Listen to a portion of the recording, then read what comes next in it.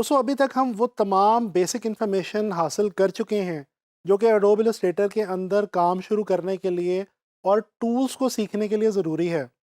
जैसा कि मैं आप लोगों को आर्टबोर्ड टूल के हवाले से भी गाइड कर चुका हूँ। अब दोस्तों हम प्रॉपरली अपने टूल्स को जो कि टूल बार के अंदर हमारे पास मौजूद हैं सीखने लगे हैं और प्रैक्टिस करने लगे हैं। मैं इन तमाम टूल्स को वन बाय वन आप लोगों के साथ आने वाले लेसन्स में डिस्कस करता जाऊंगा और इनके हवाले से जो भी इम्पॉर्टेंट बातें हैं और जो इम्पॉर्टेंट इन्फॉर्मेशन है वो आप लोगों को प्रोवाइड करता जाऊंगा।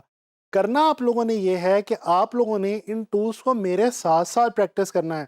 अगर आपने मेरे साथ प्रैक्टिस ना की तो याद रखें आप लोग पीछे रह जाएंगे और फिर आगे चल के आपको टूल्स की और चीज़ों की समझ नहीं आएगी। तो कोशिश करें कि मेरे साथ साथ प्रैक्टिस करते रहें। चलें जी, आज अब हम डिस्कस करने लगे हैं अपने पहले मोस्ट इंपॉर्टेंट टूल को जिसका नाम है सिलेक्शन टूल। तो चलें आए चलते हैं इलस्ट्रेटर की तरफ। जैसा कि आपके सामने स्क्रीन पे इस वक्त मैंने एक न्यू डॉक्यूमेंट ओपन किया हुआ है। मैंने इस वक्त प्रिंट डॉक्यूमेंट की एक स्टैंडर्ड सेटिंग रख के एक न्यू डॉक्यूमेंट आप लोगों के लिए पहले से ओपन कर रखा है। अब मैं आप लोगों को इस टूल बार के अंदर ये जो हमारा पहला टूल है जिसका नाम है सिलेक्शन टूल, इसको मैं आपको बताने लगा हूँ। दोस्तों सिलेक्शन टूल हमारे अडोब इलस्ट्रेटर का बिल्कुल बेसिक और सबसे ज़्यादा इम्पॉर्टेंट टूल है। इसकी जो शॉर्ट की है वो याद रखिएगा। अगर आप कीबोर्ड के ऊपर वी प्रेस करते हैं, अल्फ़ाबेट वी, तो जो ये हमारा सिलेक्शन टूल है ये सेलेक्ट हो जाता है और ओपन हो जाता है। जैसा कि इस वक्त आप अपने सामने देख रहे हैं टूल बार के ऊपर ये मैंने सिलेक्शन टूल को सेलेक्ट किया हुआ है। अच्छा दोस्तों, सिलेक्शन टूल जो है वो अडोब इलस्ट्रेटर में हमारे पास 3-4 बहुत मेजर और बहुत ही इंपॉर्टेंट बेसिक से फंक्शंस को फुलफिल करने के काम आता है। इन फंक्शंस को समझाने के लिए मैं क्या करने लगा हूं कि मैं एक और इसी टूल बार में से एक और टूल ले रहा हूं। शेप टूल में से मैं आप लोगों के सामने एक शेप जो है ये ड्रॉ कर रहा हूं। जैसा कि आप इस वक्त देख सकते हैं कि मैंने आप लोगों के सामने स्क्रीन के ऊपर एक स्क्वायर जो है ये ड्रॉ किया है शेप टूल की मदद से। शेप टूल दोस्तों परेशान नहीं होना, मैं आपको आने वाले लेसन्स में शेप टूल के बारे में बड़ी डिटेल में बताऊंगा। तो अभी फ़िलहाल मैं शेप टूल की मदद से आपको सिलेक्शन टूल समझाने लगा हूँ। अच्छा दोस्तों, ये जो सिलेक्शन टूल है मैंने जैसा कि आपको बताया कि ये 3-4 बहुत इंपॉर्टेंट काम करता है। वो काम क्या हैं, वन बाय वन ज़रा उन कामों को देखते हैं। दोस्तों ये देखें, ये जो सिलेक्शन टूल है इसकी मदद से सबसे पहला और इम्पॉर्टेंट काम हम ये कर सकते हैं कि हम किसी भी ऑब्जेक्ट, किसी भी शेप को हम सेलेक्ट कर सकते हैं। जैसे कि ये देखा आपने, अभी इस वक्त ये जो मेरा स्क्वायर है ये अनसेलेक्टेड है। जैसे ही मैं इसके ऊपर आके ये जो इसकी बाउंड्री है या इसके शेप के ऊपर आके मैं क्लिक करता हूँ सिलेक्शन टूल की मदद से, तो ये चीज़ सेलेक्ट हो जाती है। दोस्तों ये जो आप देख सकते हैं कि ये जो मैंने स्क्वायर को सेलेक्ट किया है तो इसके इर्द गिर्द एक ये जो बॉक्स सा बन गया है। अगर मैं आपको मज़ीद आसानी से समझाने के लिए यहाँ पे एक सर्कल को भी सिलेक्ट कर लूँ, ये देखें मैंने एक सर्कल भी ड्रॉ कर लिया ताकि आपको मैं ज़्यादा आसानी के साथ समझा सकूँ। अगर मैं सर्कल को भी सिलेक्ट करूँ तो आपको पता चलेगा कि इसके इर्द गिर्द भी, सर्कल के इर्द गिर्द भी एक ये स्क्वायर सा आपको ब्लू कलर का, लाइट ब्लू कलर का नज़र आ रहा है। दोस्तों ये जो एक बॉक्स बना हुआ आपको नजर आ रहा है इसको हम कहते हैं बाउंडिंग बॉक्स। ये जो बाउंडिंग बॉक्स है ये बेसिकली किसी भी शेप की बाउंड्री होती है। अच्छा, इसके अलावा ये जो यहाँ पे आपको एजेस के ऊपर ये जो एक हैंडल सा बना हुआ नजर आ रहा है ये कहलाता है दोस्तों रीसाइज हैंडल। इसकी मदद से हम बेसिकली किसी भी शेप को सिलेक्शन टूल की हेल्प से रीसाइज कर सकते हैं। तो दोस्तों जो दूसरा अहम काम है सिलेक्शन टूल का वो है किसी भी ऑब्जेक्ट को रीसाइज करना। जैसे कि ये आप इस वक्त देख सकते हैं कि मैं इस वक्त आपके सामने जो शेप्स मौजूद हैं उनको मैं सिलेक्शन टूल की मदद से रीसाइज कर चुका हूँ। ये मैंने एनलार्ज किया, इसी तरह से मैं इनको जो है वो स्मॉल भी कर सकता हूँ।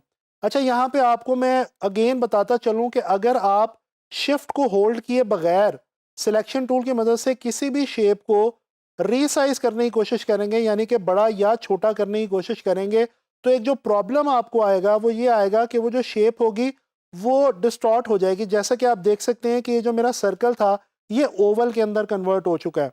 जैसा कि इस स्क्वायर को अगर मैं बगैर शिफ्ट होल्ड किए सिलेक्ट करूं तो ये देखें मेरा स्क्वायर जो है वो रेक्टेंगल के अंदर कन्वर्ट हो चुका है। तो दोस्तों अगर तो आपने अपने सर्कल से ओवल बनाना हो या अगर अपने स्क्वायर से रेक्टेंगल बनाना हो तो फिर तो आप शिफ्ट का इस्तेमाल नहीं करेंगे। अदरवाइज अगर आप ये चाहते हैं कि आपकी जो शेप है वो एनलार्ज हो या छोटे साइज की हो जाए और उसकी जो असल प्रोपोर्शन है वो भी मौजूद रहे, यानी कि उसकी शेप जो है वो ख़राब ना हो, वो ऑब्जेक्ट डी शेप ना हो, तो फिर आपको क्या करना पड़ेगा, आपको सिलेक्शन टूल के साथ रीसाइज करते हुए शिफ्ट का इस्तेमाल करना पड़ेगा। बिल्कुल इसी तरह से जिससे मैंने आपको आर्ट बोर्ड्स को इनलार्ज करते हुए और स्मॉल साइज में लाते हुए कन्वर्ट करते हुए बताया था कि अगर आप शिफ्ट के साथ ऑल्ट को भी अपने कीबोर्ड पे होल्ड कर लेंगे तो ये जो आपके ऑब्जेक्ट है, जिस तरह से ये इस वक्त सर्कल है, इसका जो सेंट्रल पॉइंट है ये आप देख सकते हैं अपनी स्क्रीन पे, ये भी अपनी जगह पे लॉक हो जाएगा। यानी कि ऑल्ट की मदद से प्रोपोर्शन के साथ साथ आपके ऑब्जेक्ट की, आपके शेप की पोजीशन भी लॉक हो जाएगी। इसी तरह से अगर मैं स्क्वायर को देखूं तो ये देखें उसकी जो पोजीशन है वो भी अपनी जगह पे लॉक हो चुकी है। अच्छा दोस्तों, ये तो होगी सिलेक्शन और उसके बाद उसको रीसाइज करना। इसके अलावा जो एक बहुत इंपॉर्टेंट काम जो मैं अभी आपके सामने से कर भी रहा हूँ सिलेक्शन टूल की मदद से, वो ये है कि हम इसकी मदद से किसी भी ऑब्जेक्ट को एक जगह से दूसरी जगह पे लेकर जा सकते हैं, यानी कि मूव कर सकते हैं। जैसे कि ये इस वक्त मैं आप लोगों के सामने स्क्रीन के ऊपर स्क्वायर को और सर्कल को एक जगह से दूसरी जगह पे सिलेक्शन टूल की मदद से मूव कर रहा हूँ। तो हमने ये देख लिया कि सिलेक्शन टूल की मदद से हम किसी भी ऑब्जेक्ट को सिलेक्ट कर सकते हैं, उसको हम रीसाइज कर सकते हैं और हम उसको मूव भी कर सकते हैं। दोस्तों एक और इम्पॉर्टेंट फंक्शन मैं आप लोगों को बताना चाहता हूँ सिलेक्शन टूल का, जो कि है रोटेट करना। रोटेशन समझाने के लिए मैं अगेन एक और शेप जो है वो यहाँ पे चूज़ करता हूँ। मैं आप लोगों के लिए पॉलीगॉन शेप यहाँ पे ले रहा हूँ जी, ताकि आप लोगों को मैं रोटेशन समझा सकूँ। इसको मैं थोड़ा सा जूम कर रहा हूँ आपकी आसानी के लिए। और अब ये देखें, ये जो मेरा सिलेक्शन टूल है ये जब कॉर्नर के ऊपर एजेस के ऊपर आता है, बाउंडिंग बॉक्स के एजेस के ऊपर, तो ये बिल्कुल एक कर्व सी बन जाती है छोटी सी। ये जो कर्व है इसका मतलब है कि इस कर्व की मदद से आप किसी भी शेप को रोटेट कर सकते हैं बड़ी ही आसानी के साथ। इसी तरह से अगर मैं स्क्वायर को रोटेट करना चाहूँ तो ये देखें, जैसे ही मैं इसके एजेस से बाहर निकलूँगा, बाउंड्रिंग बॉक्स के बाहर आऊँगा, तो ये एक छोटा सा जो मेरा सिलेक्शन टूल है एक छोटी सी कर्व में चेंज हो जाएगा, कन्वर्ट हो जाएगा। ये जो कर्व है ये बेसिकली काम आती है किसी भी शेप को रोटेट करने के, जैसे कि ये इस वक्त मैं आपके सामने रोटेट कर रहा हूँ इस स्क्वायर को।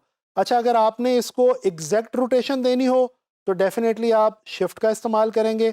ये देखें, अगर मैं इसको शिफ्ट के साथ रोटेट करूं तो ये बिल्कुल एग्जैक्ट रोटेशन ले रहा है।